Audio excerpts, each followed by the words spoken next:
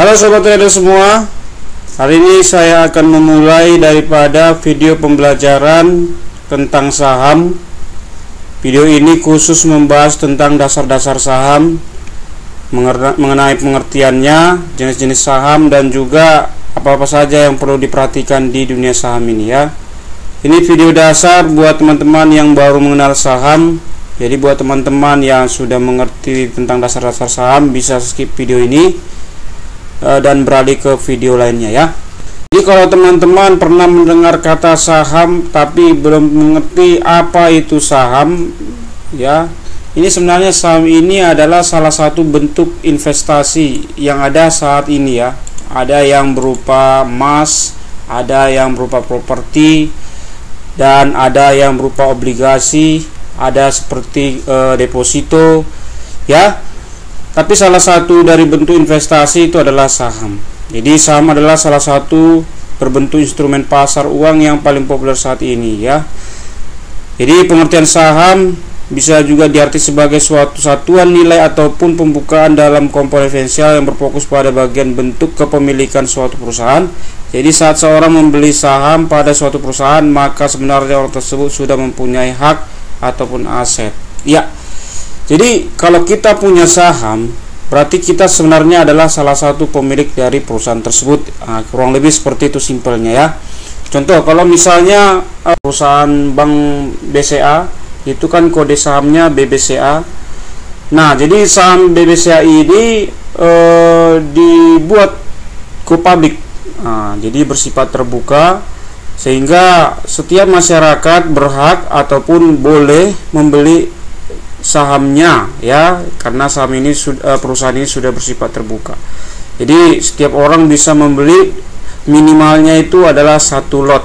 Nah, satu lot itu artinya 100 lembar. Jadi satu lembar saham itu macam-macam harganya. Ada yang dari yang terkecil ya, kalau misalnya dia waran itu ada harga 1 sampai yang tertinggi pernah itu 100.000 ya per lembarnya. Jadi kalau misalnya dia harga sahamnya 50 atau gocap, kalau dikalikan 100 lembar berarti dia satu lotnya Rp5.000. Nah, jadi itulah pengertian dari saham ya. Pengertian simpelnya bahwa saham itu adalah hak kepemilikan kita terhadap daripada sebuah perusahaan tersebut ya. Ke jenis-jenis saham berdasarkan kemampuannya di sini bisa dibaca-baca nanti ya untuk e-booknya yang akan saya bagikan juga buat member premium maupun member platinum. Ada dua, yaitu saham biasa dan yang kedua adalah saham preferred. Teman-teman nanti bisa baca sendiri. Cuman yang pasti saham biasa itu adalah saham yang sering kita pakai atau kita tradingkan seperti biasa ya. Oke, lalu apa saja manfaat atau keuntungan daripada kita membeli ataupun memiliki saham ya. Jadi di sini ada dua sebenarnya yang bisa menjadi keuntungan orang itu memegang saham. Yang pertama berasal dari capital gain dan yang kedua adalah dividen. Ya, capital gain itu adalah selisih harga yang bisa kita peroleh. Misalkan seperti ini, langsung saja kita ke chartnya ya. Misalnya saat ini harga saham laju itu ada di close-nya 326 ya. Ini ya 326. Ini 326 bisa dilihat ya. Jadi kalau misalkan besok saham ini naik ya, misalkan besok saham ini naik misalnya di 380 ya kan, maka kita akan mendapatkan gain, capital gain, keuntungan ya. Kira-kira berapa persen kita hitung di sini. Kira-kira kita mendapatkan gain sekitar 17%, misalnya seperti itu ya teman-teman ya. Jadi 17% dari harga 326 berapa itu? Nah, itulah capital gain, keuntungan yang didapat dari selisih harga. Jadi capital gain itu adalah keuntungan. Tapi memang di saham itu tidak hanya untung ya, bisa juga rugi.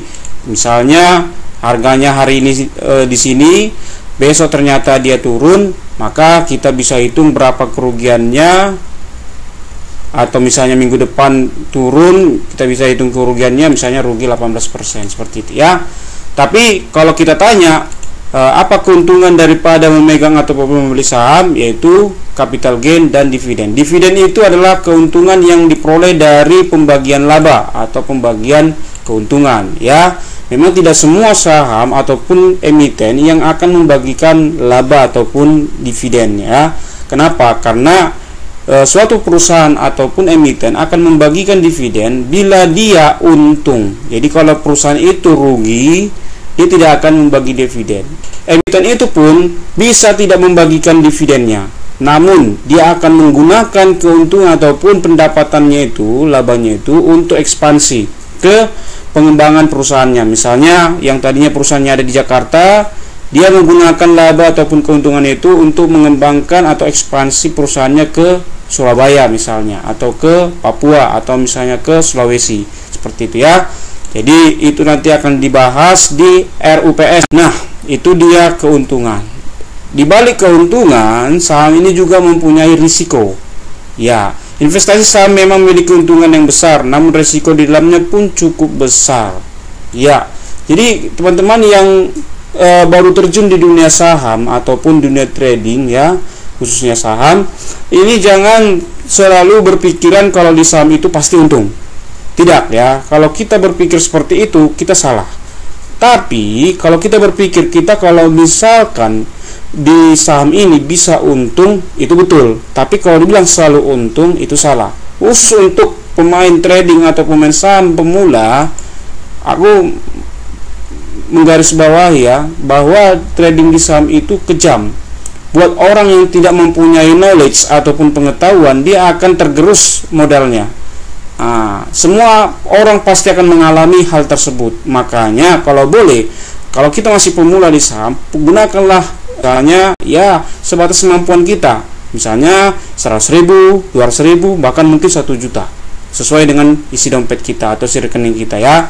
Jadi risiko yang pertama adalah likuiditas. Risiko ini bisa terjadi ketika emiten tersebut bangkrut atau likuidasi dari pemilik saham. Artinya gini, suatu perusahaan itu kan kita tidak tahu kedepannya dia akan naik ataupun dia akan gulung tikar atau bangkrut, ya kan, kolaps. Jadi kalau misalkan perusahaan itu bangkrut, bagaimana?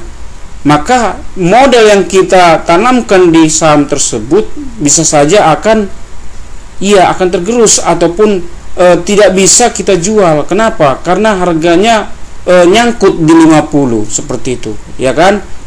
Jadi itulah resiko yang pertama, yaitu bangkrut seperti itu ya, perusahaannya bangkrut.